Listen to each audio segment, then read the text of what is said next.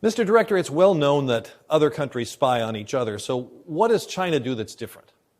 Well, what I would say is there's nothing traditional about the scale of China's spying and theft campaign, and there's an awful lot about the way they go about it that's far from traditional. And it is as complex and broad a threat as we've ever seen. I would argue that there is no country that presents a broader, more severe threat to our innovation, our ideas, and our economic security than China does. And when I say that, I want to be clear about this. When I say that, I'm referring not to the Chinese people, not to people of Chinese descent or heritage. What we're talking about here is the Chinese government and the Chinese Communist Party. And what is their goal here? To steal American innovation? They want to replace the United States as the world's greatest superpower. And they recognize that economic security and national security go hand in hand. And they're bringing every tool in the toolbox to bear to accomplish that. Such as? So we see everything from traditional intelligence officers targeting private industries, innovation, and trade secrets, to so-called co-optees, which are basically people not on the official payroll, but who are tasked or incentivized by the Chinese government or Chinese Communist Party to help steal secrets. We see sophisticated cyber intrusions. We see shell game transactions. We see pressure on U.S. companies operating in China. We see joint ventures and partnerships that are partnerships in name only. And it is like something we've never seen from any other country. Is there any way you can characterize the scale of it? Is there a dollar value you can put on what they've stolen? I've seen, breathtaking sums. I will say it's the greatest thing we've ever seen in terms of its scale. We are investigating, opening a new China-related counterintelligence investigation. Typically, it involves theft of American intellectual property or secrets. About every 12 hours, we probably have over 2,000 of those investigations. The rate of increase from several years ago is about 1,300% increase, and I can assure you, Pete, that it's not because our agents don't have enough else to do. Well, can you possibly keep up with it? Can you make a dent in it? I think we are making a dent in it, but a lot of that comes through partnership with the business community, partnership with the academic sector, partnership with our allies around the world. What we're talking about here is both, as I said, the scale and the technique is so challenging and pervasive that we need to all kind of work together. And so we're doing a lot to partner with others to try to help them take their own steps to mitigate that threat. Are they good at this? The Chinese government? They're not 10 feet tall, as they say, but they are committed to it. And it is a significant challenge. Why are they so successful at it? Well, again, they can bring a scale that no other nation can, and they can bring a willingness to use tactics that no other nation has. And so, stealing other people's hard work, research and development, innovation, intellectual property, trade secrets, that's not innovation. That's not competition. That's theft. That's cheating. And we're not going to tolerate it. So they send people here to steal things? They send people here to, in a variety of ways, take our innovation, our intellectual property, our trade secrets, and bring it back to China to jump ahead in the race. And so that means stolen jobs here. That means stolen opportunities for American workers. That means stolen national power. That means stolen leadership in industries that are going to be the dominant industries for decades to come. Does American industry in general get that there is a threat, and are they responding appropriately? So we've seen a big improvement from the private sector, from the business community. But I would say this, no company can tackle a threat like this alone, and it's good they don't have to. And we're working very closely with the business community, and we're seeing a lot of progress there. More and more, for example, we're seeing businesses come forward and quickly notify the FBI when there's been a cyber breach, which is a big part of these efforts that we're talking about. China's cyber threat is greater than any other nation. China's hackers, their hacking program is greater than every other major country combined. The scale of their hacking program and the amount of personal and corporate data that their hackers have stolen is greater than every other country combined. But what is your message to corporate America? That they're not doing enough? Our message to corporate America is be smart about your decisions. Educate yourself about who you're doing business with and how they may be doing business with you. Think about the long term and work with us. There's information that we can provide to them that can help them defend themselves. Be clear-eyed, have your wits about you, and know who you're getting in business with. This must be a difficult thing, though, for business because China is such a potential big market for many American companies. So we are not saying that businesses have to shun China altogether, certainly. In addition to my law enforcement career, I spent a lot of time working in the private sector, and I'm very familiar with the pressures that executives and boards face. But I will say that this is a place to really be clear-eyed and thoughtful because we still see too many situations out there where companies, lured by the prospect of quick money or short-term market share, end up in deals that a few years down the road are going to lead to their innovation just hollowed out. You've said recently that the Chinese probably have the data of every American adult. They've stolen. Why should that matter? Why should I care if the Chinese have my personal data? Well, China's government is engaged in an effort to, both at home and abroad, to engage in monitoring, surveillance, espionage, and other kinds of targeting. And the information, the data that they steal helps them advance those efforts.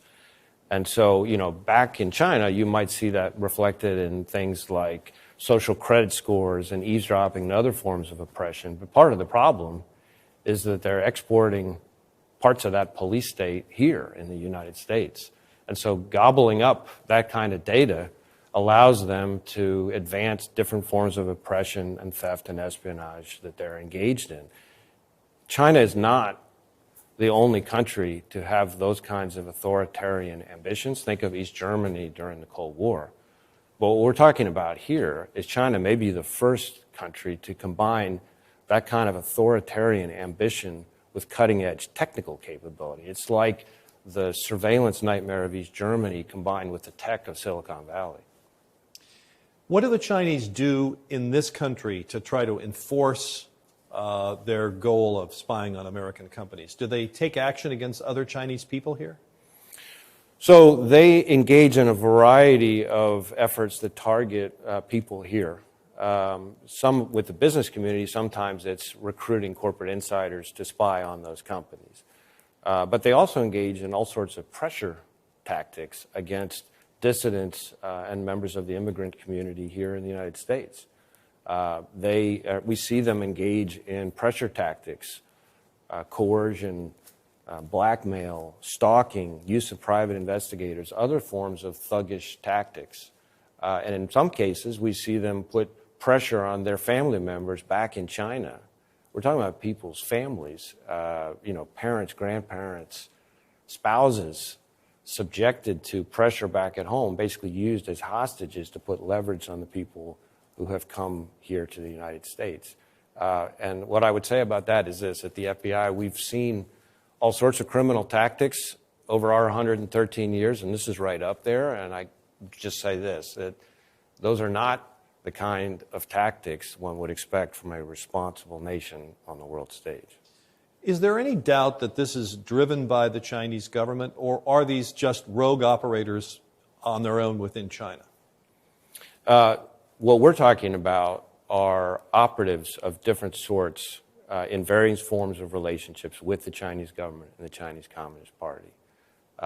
And the Chinese state is sweeping and pervasive in a way that I think most Americans have a hard time wrapping their brains around. Think about something like Chinese companies. Virtually any Chinese company of any real size is required by law to have in it a committee, or in effect cell, whose sole purpose is to ensure that company's adherence to Chinese Communist Party policies and orthodoxy. That's inside the company.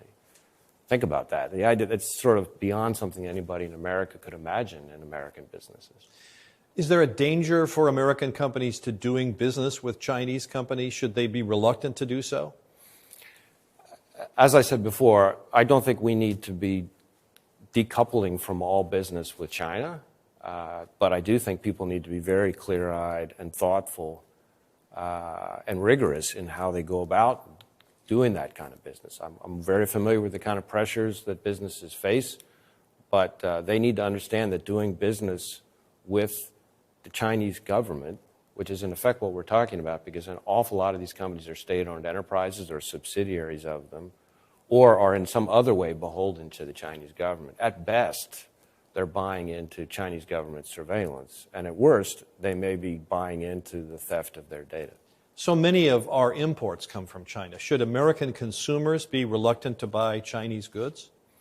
Well, it's not really my place to tell individual American consumers what and how and where to buy, certainly. That's up to every American. But what I would say is that the impact of the Chinese government's theft campaign is real. Its impact on American jobs is real. Its impact on American economic security is real. When you came back to the government, you'd been at the Justice Department before, and when you came back as FBI director, were you surprised at the scale of Chinese spying? You know, it's a good question. I obviously had worked on a lot of this before when I was Assistant Attorney General. The counter-espionage section reported up to me, so I thought I knew a lot about the Chinese espionage campaign and theft campaign. But maybe more than any other threat I've seen since I've come back into government, back into law enforcement in this role, this one blew me away. And I'm not the kind of guy that uses words like blown away easily. Is this something that China has directed especially against the U.S., or is this a worldwide effort on their part? A lot of these tactics that we're describing, we see not only targeted against the United States, but against countries all over the world, especially our allies.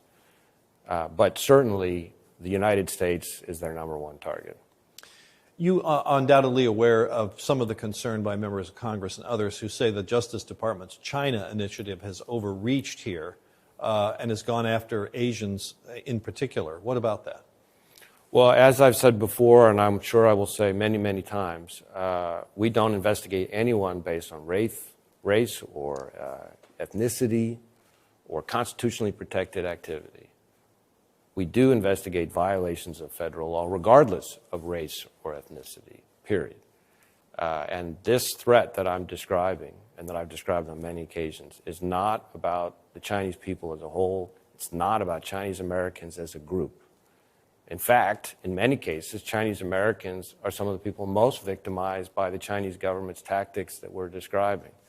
And so that's our focus. And we have seen efforts by the Chinese government that reach here into the United States to engage in repressive conduct. There was an example not that long ago of a student at Purdue who put out on social media a bunch of positive comments about the students who had protested for democracy at Tiananmen Square and been murdered by the Chinese government. And you know what happened? Lo and behold, the Chinese intelligence services immediately paid a visit to his parents back in China. That kind of conduct is not something that we're going to just let fly. You've talked a little bit about the numbers of cases, but has this sort of changed the fundamental way that you go after this for the FBI? What are you doing about it? So an awful lot of what we're doing is to try to enlist the help of partners and to raise awareness so that others can help take steps on their own to mitigate and disrupt the threat. So we have created counterintelligence task forces all over the United States using the same model that we had for our joint terrorism task forces, which bring other partners to bear in the fight. We've also, on the cyber side, started using more creative forms of legal process. There was the recent Chinese government hacking, taking advantage of the Hafnium Microsoft Exchange vulnerability that targeted something like 10,000 different U.S. entities, building backdoors into those entities. And we engaged in an operation that shut those backdoors so that they couldn't exfiltrate the information. So we're trying to be more creative. We're trying to work closely with partners so that they can voluntarily, on their own, businesses, universities, allies, take steps to mitigate the threat. Director Wray, thank you. Thanks, Pete.